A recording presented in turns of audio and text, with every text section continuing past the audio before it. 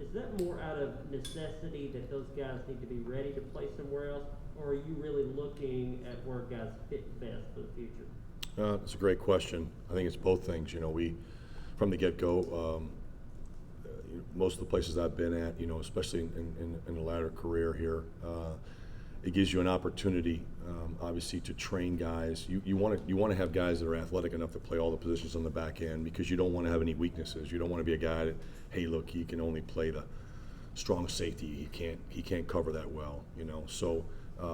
So we've recruited that way.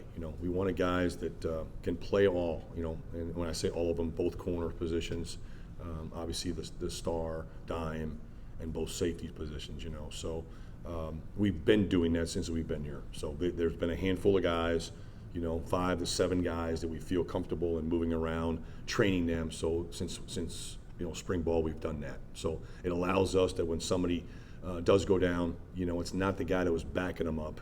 It's really the next best player, the next guy that's the most prepared to get the opportunity. And that's happened to us now in the last couple of weeks. Vince, then Patrick. Coach Kamal Hadden made his debut for you guys. What led to his playing time opportunity, and how do you assess how he did? It's just been working, preparing.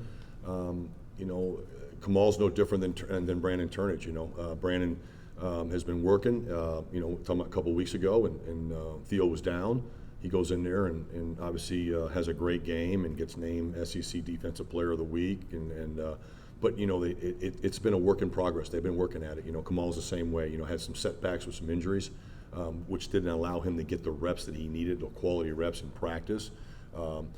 We had high hopes from the beginning, on both those guys and all of them really, and like we always say, next man mentality, and given the opportunity, he'd been working and did a nice job when he went in there, and quality reps, which were very important, especially in this league. Coach, at this point, midway through the season, what's maybe one thing that you like what your secondary has done? Maybe what's one thing that you point to and say, we got to get better on this the rest of the season? For the most part, I think these guys have been playing really hard. They have been playing physical. The energy's been there. They've continued to progress in the knowledge of our scheme and preparing. I think they've done a really great job with that. The thing that I think we could do always better is play smarter. We got to be able to sustain it throughout the whole game, making good decisions, solving problems as we go. You got to be able to do that in the back end. How you practice it, you're going to rely on your rules. What's your assignment? What's the base rules? But there's going to be some adjustments here based off of splits and situation.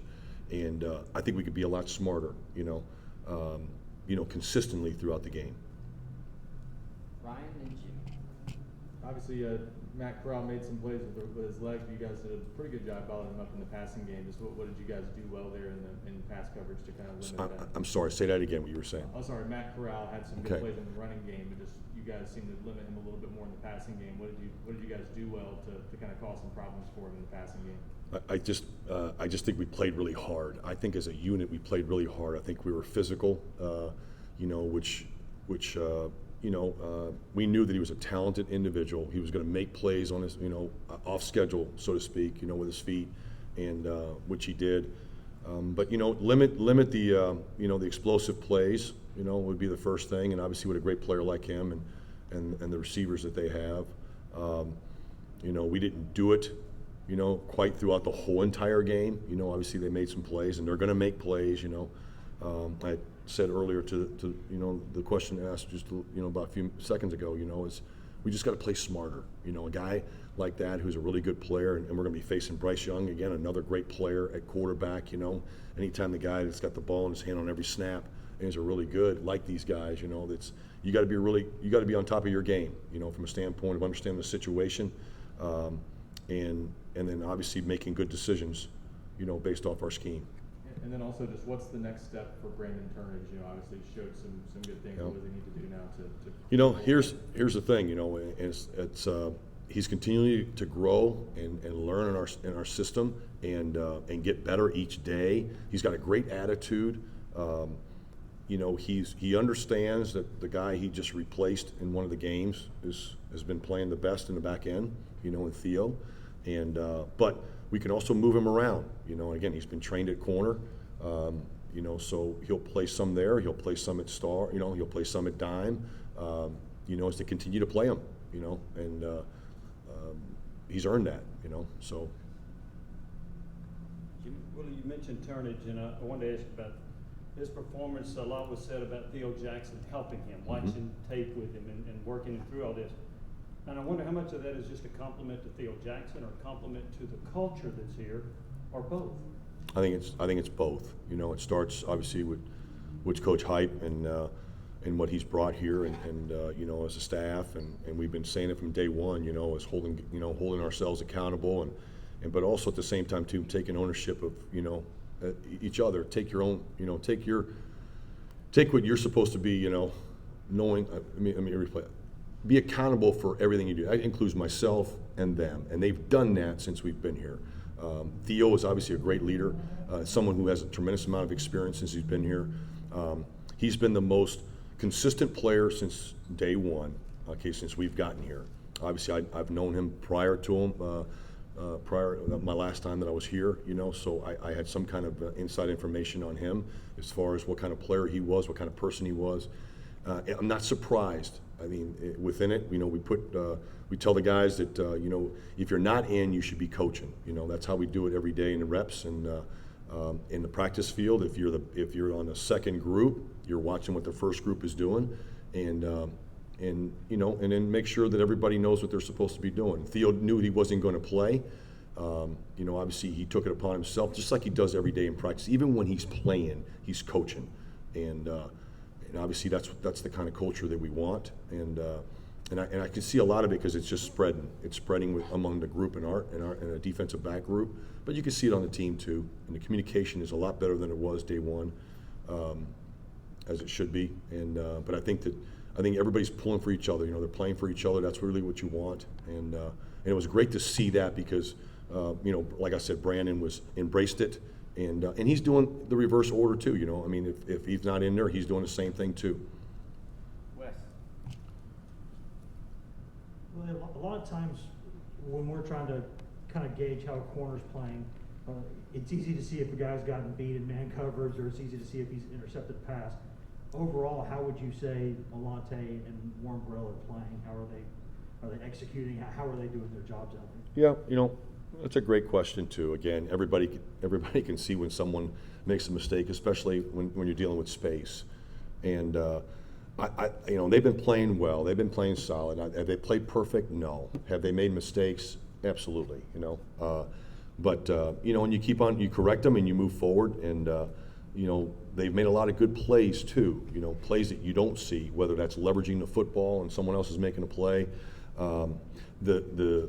The sack that we got for the safety, you know, that was the perimeter. That was guys back there in good coverage. There was really good eye discipline on the play, you know, and Corral didn't see it, so he knew it wasn't there. He tries to pull back up, tries to make another play, and the ball's out, you know what I mean? Or obviously we got a safety at that time because it was called a penalty. So there's a lot of things that you don't see that don't, you know, because it's not a stat. So we can be better, you know, as a group. You know, and we say it all the time as coaches, you're not going to play a perfect game. You know, if you had to do the game all over again, obviously the result would be different. You know, if you said, you know, hey, we all like that next play, you know, let's repeat that play. You know, you're always good on the second time around. You got to do it the first time, so you got to prepare and just show more consistency, you know, from the whole group. And but they've had some great plays too, you know. Last two questions, Vince and Wes. I'm sorry, Jimmy. Two quick things. It seems like Bryce Young, when he scrambles, he looks to try to keep the play alive and throw versus a Corral who wants to run. When you look at him on tape, is that what you see? Yeah, that's accurate. But he's also good with his feet. You know, he makes really good decisions, just like, you know, Matt. But he knows he's got great players around him. He knows what to do with the ball. Obviously, is. And I'm not going to say that he's looking to run every single time he's, you know, that it's not there, you know, but he does a good job of throwing the ball away and doesn't take a sack, and he makes good decisions to run with it when he has to get the first down or keep the move, you know, the chains moving. And then what else stands out about Alabama's offense? They're just consistent, efficient. I mean, obviously they've been doing that for a long time, you know, and the consistency and being able to sustain it is a credit to them. And obviously we're looking forward to the challenge, and it's a very talented football team. Well, we've heard players talk about how sometimes the system is more simplified so they don't make mistakes. But with the offenses being as complex as they are, is it difficult to be simple on defense to counter some of the things you're seeing on offense? Yeah, correct. And again, but if you start with, you got to have enough. You know, we have enough defense to keep it, okay, where you're changing up stuff. You know, I mean, that word simple. It's just really a matter of communication. Make sure that it's tight, it's precise. You know, with our adjustments, and but be multiple too from the same looks that you're presenting. You know what I mean? So I don't think the game is simple at all. Even if you had a couple of calls, you know, you still have to get lined up. You know your assignment, play really hard, and you got to get up and snap and clear and play it again the next play. And offenses are so good now. Obviously, just the tempo. All the teams that have different, you know, different styles of how to do it. You know what I mean? It is what it is. The rules are what they are, and we just got to continue to play the tempo that we're playing on defense. Meaning we're playing hard, we're playing physical, okay, but we just got to be able to play smarter, you know, throughout the game. And but I think that it allows the guys to you know, let loose and be confident when they do make those corrections, you know, from game to game. And we've done that a couple times here. We had it going for a string here. Not that we played a bad ball game this last game, you know what I mean? But again, we just like to, you know, finish the game, start it and finish it, you know, like the previous two games we had.